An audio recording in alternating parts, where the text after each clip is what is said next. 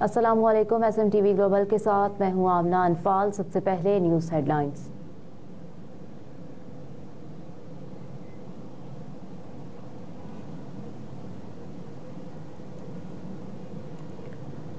लीगी कायद नवाज शरीफ इंतखाबी मुहिम का आज से बाकायदा आगाज करेंगे। कायद नून लीग नवाज शरीफ आज हाफिजाबाद में जलसे से खिताब करेंगे। लीगी कायद कौमी असम्बली के हल्का NA 67 में उम्मीदवार सायरा अफजल के इंतखाबी जलसे में शिरकत करेंगे।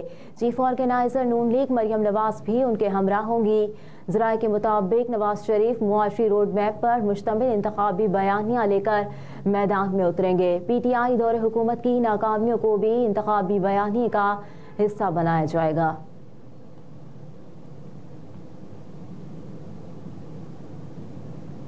निगरान वज़ीर आज़म अनवारुल हक काकड़ की बिल गेट्स से मुलाकात के दौरान पाकिस्तान में फाउंडेशन की जानिब से शुरू किए जाने वाले समाजी ताउन के इक़दाम पर तबादला ख्याल किया गया। निगरान वज़ीर आज़म अनवारुल हक काकड़ ने पाकिस्तान के साथ bill and Melinda Gates foundation के ताउन को सराहा। अनवारुल हक काकड़ ने कहा कि सेहत, समाजी इक़दाम, कोरोना वबा और सैलाब के दौरान फाउंडेशन का ताउन काबिल तारीफ है। इस मौके पर निगरान वज़ीर आज़म ने गुर्बत और ग़ज़ाई किल्लत से निमटने के लिए हुकूमती इक़दाम का जिक्र किया।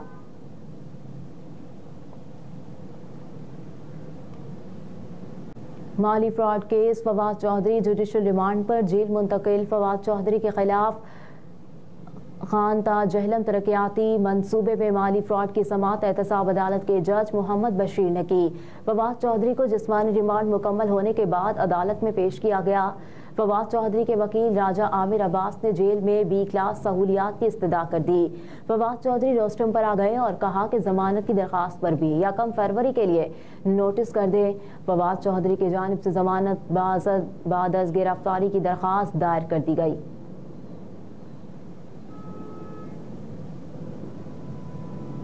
शेख रशीद की दरख्वास्त जमानत पर पुलिस रिकॉर्ड समेत तलब। 9 मई के मुकदमात में जमानत के लिए ये दरख्वास्त इंसदाद दहशतगर्दी अदालत में रावलपिंडी में दायर की गई है। वकील की वसातत से दायर करदा दरख्वास्त में मौक़िफ़ अपनाया गया है कि शेख रशीद मुकदमे में नामजद नहीं है। 9 मई के बाद उन्हें सियासी इंतकाम का निशाना बनाया जा रहा है। अदालत ने दरख्वास्त पर पुलिस को 20 जनवरी को रिकॉर्ड समेत तलब कर लिया।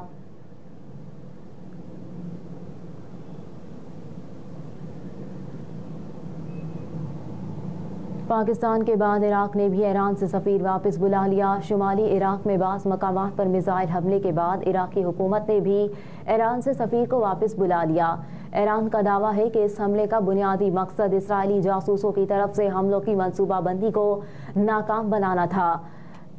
दौरान इनकलाब ने बताया कि उन्होंने मंगल को शुमाली इराक के नए खुद मुख्तार इलाके कुर्दिस्तान में इसराइली जासूसों के एक ठिकाने को निशाना बनाया। साथ ही साथ उन्होंने शाम में दाइश के ठिकानों पर भी हमला किया।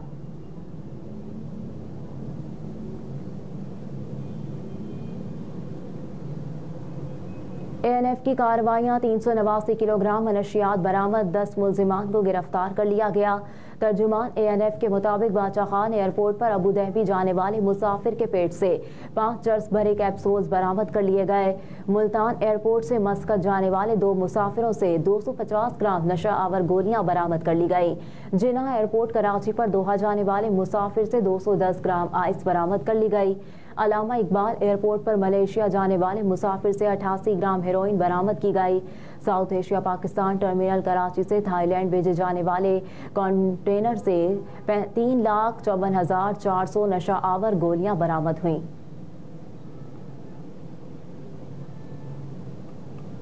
ईरान से आने वाली तमाम परवाज़ों से मुतालिक अलर्ट रहने की हिदायत। सिविल एविएशन अथॉरिटी के ज़राए के मुताबिक मगरबी सरहदों पर फ़ज़ाई सरगर्मी को मॉनिटर किया जा रहा है। मगरब से आने वाली तमाम परवाज़ों से मुतालिक अलर्ट रहने की हिदायत है। ज़राए के मुताबिक सिविल एविएशन को मगरब से पाकिस्तानी हदूद में आने वाली तमाम परवाज़ों की सख्त मॉनिटरिंग की हिदायत की गई है। एयर ट्रैफिक कंट्रोल को ईरान समेत तमाम मगरबी परवाज़ों की तफसीलात इकट्ठी करने की भी हिदायत दी गई हैं।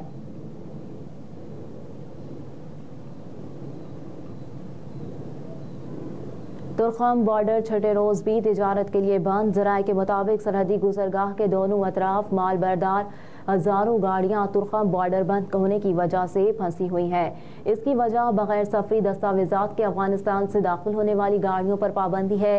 जराये के मुताबिक ड्राइवर्स के लिए सफरी दस्तावेजात का फैसला गुज़िश्ता साल विफाकी हुकूमत ने किया था, जो 6 रोज पहले आयद की गई थी। दूसरी तरफ अफगान फोर्सेस ने भी पाकिस्तानी कार्गो गाड़ियों का दाखिला बंद किया हुआ है। अमेरिका और बरतानिया के यमन में 5 मकामात पर हमले। कस्टम जराये के मुताबिक इम्पोर्ट एक्सपोर्ट से मुल्की खजाने को यौमिया 5 करोड़ रुपए रेवेन्यू जमा होता है। सिर्फ तुर्खम बॉर्डर के जरिए यौमिया $3 मिलियन की एक्सपोर्ट की जाती है।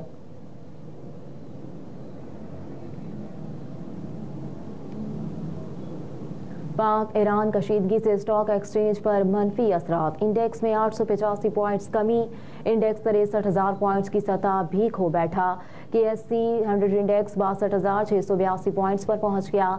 सरमायाकारों का कहना है कि मुल्क में इलेक्शन की गहमा गहमी और बदलती सियासी सूरत हाल के बायस स्टॉक मार्केट में रवां हफ्ते के आगाज से ही मंदी का रुझान देखा जा रहा है। ऐसे में ईरान पाकिस्तान हालिया ताल्लुकात के तनाजुर में सरमायाकार देखो और इंतजार करो की पॉलिसी पर गामजन है और मार्केट में फरोख्त का दबाव बढ़ रहा है।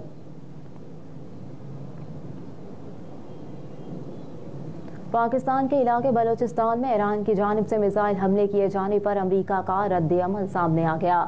अमरीकी महकमा खारजा के तर्जुमान मैथ्यू मिलर ने पाकिस्तान की हदूद में ईरान के हमले की शदीद मजम्मत करते हुए कहा कि तेहरान ने 3 हमसाया ममालिक की खुद मुख्तार सरहदों की खिलाफ वर्जी की।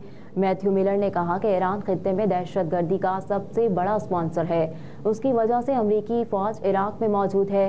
ईरान अपने मुल्क में दहशतगर्दों के खिलाफ कार्रवाई का दावेदार है। पाकिस्तान ने ईरान की जानिब से अपनी फ़ज़ाई हदूद की बिला इश्तियाक खिलाफ वर्जी की शदीद मजम्मत करते हुए ईरानी नाज़िमुल उमूर को दफ्तर खारजा तलब करके शदीद एहतजाज किया।